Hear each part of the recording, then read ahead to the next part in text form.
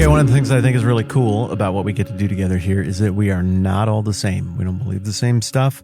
I know that there are a ton of you, because I hear from you, who aren't even sure that there's a God. You just think the Bible is interesting, or maybe you hope there's a God, but you don't know what to make of it yet. I know that there are some of you who really feel very strongly there is not one, and yet you think this is compelling stuff. You think the Bible's interesting. You want to understand other people in your life. And so you're here and you're part of it. It's awesome.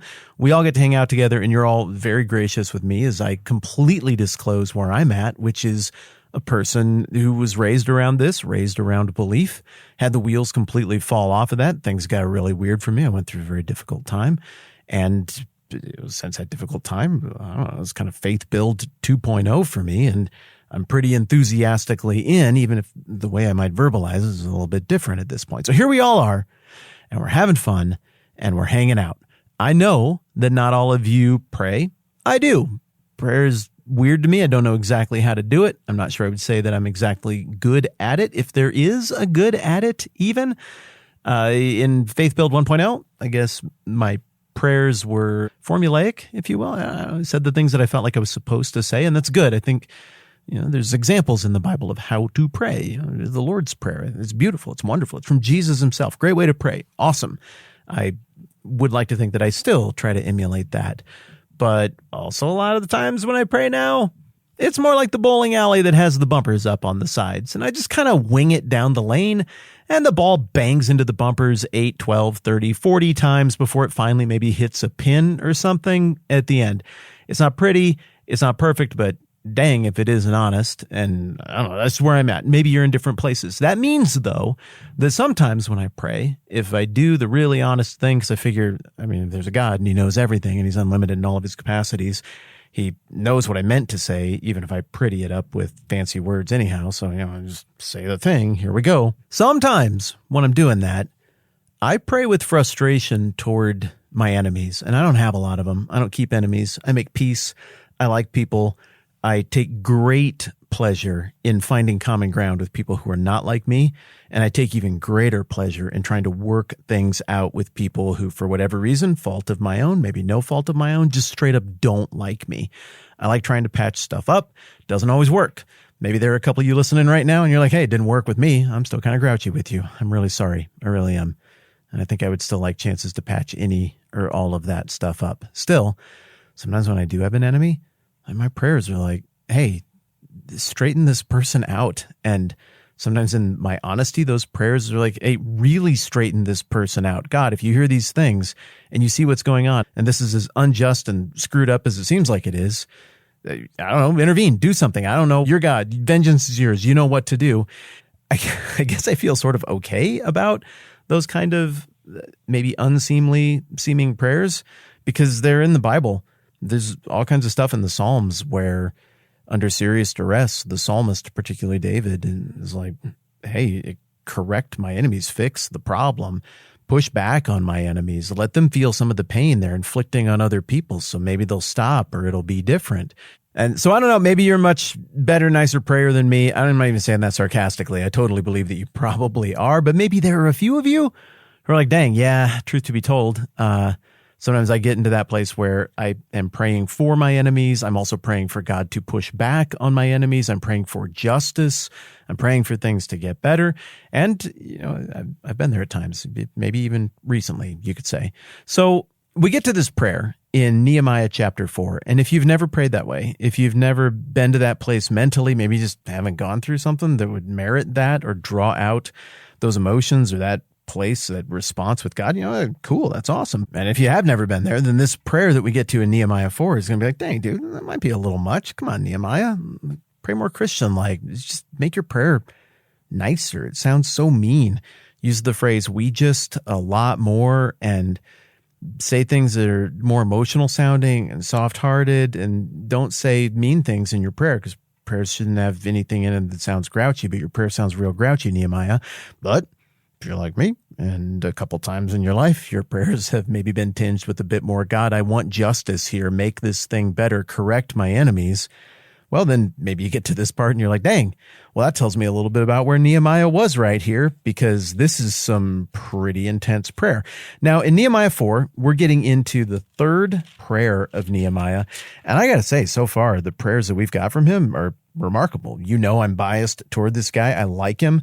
I think he's cool and he's honest and he does things and he's the man in the arena. And I respect him even if he's not perfect. But his prayers have been humble. He seems to acknowledge dumb stuff that he does. I think that's really important. Like, you probably want to do that if you're going to pray that you want God to correct destructive things other people are doing. I mean, look at this. I confess the sins we, Israel, including myself and my father's house, have committed against you. We have acted very wickedly toward you. We have not obeyed the commands, decrees, and laws you gave your servant Moses. That's in Nehemiah 1, 6 and 7. So, I mean, yeah, this prayer in Nehemiah 4 that I'm going to read to you again here in a minute, that sounds pretty harsh, but hey, Nehemiah's been pretty harsh on himself as well. He's got a bit of a track record of being objective about screwed up stuff and bad behavior and bad motives because he knows it when he sees it in himself. And he prays about that too. So it gives me, in my mind, a lot longer leash when he prays harshly in Nehemiah 4, and he's praying harshly about himself as well. And then at the end of Nehemiah chapter 2, do you count this as a prayer? The part where Sanballat accuses him of treason against the king. This is outrageous. You're rebuilding this wall. It's a rebellion against the king. Don't talk about this. He responds with an answer that's kind of directed toward them, but that also I think is directed toward God. The God of heaven will give us success. We, his servants, will start rebuilding. But as for you, you have no share in Jerusalem or any claim or historic right to it. So now we're kind of getting both sides of it. I trust God. We're doing what we're supposed to be doing. Again, I think Nehemiah has got clarity on this through line from the prophecies of Ezekiel and Jeremiah that we talked a little bit about yesterday. I think he understands that God has said, he said to Moses, he said other places, like, if you do this, if you turn back to me, I will restore the people. I will restore you. I think he gets that. I think he's acting on it and trusting that God actually said that and that God actually means that. But in this second prayer, the second statement that could be construed as a little pray-y, we see him saying the positive stuff, like, I think God is in this, but we also see him starting to say the negative stuff, but you're not. You are the other side of the equation here.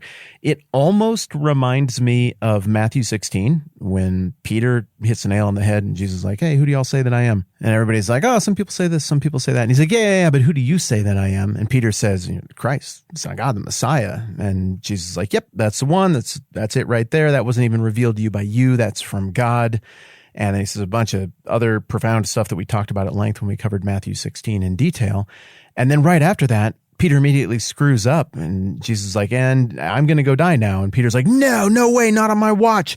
I will never let that happen. And when push comes to shove later, Peter, of course, is the one to draw the sword and go chopping off ears, trying to prevent that from happening.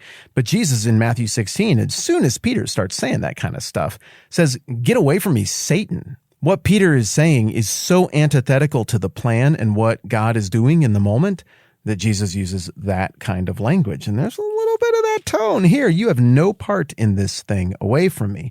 So the prayer that we get in Nehemiah 4, and I burned all of our time setting it up. Whatever. We got time to split into two if we need to. The prayer starts in Nehemiah 4:4. This is after a few good insults from Sanballat, one dopey insult from Tobiah about foxes knocking over their wall. And Nehemiah says, hear us, O our God, for we are despised. Turn their insults back on their own heads. Okay, that's part one of the prayer.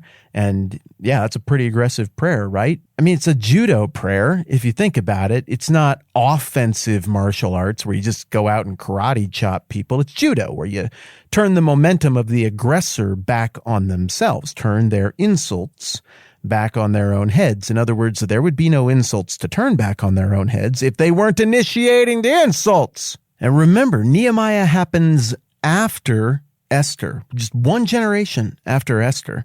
The story of Esther and Mordecai and what happened to Haman, all of that stuff is deeply in the storytelling, the narrative DNA of all of Persia, and certainly most of all of the Jewish people. Well, whose gallows did Haman hang upon? Or whose pike, you could say, was Haman impaled upon? Well, it's his own.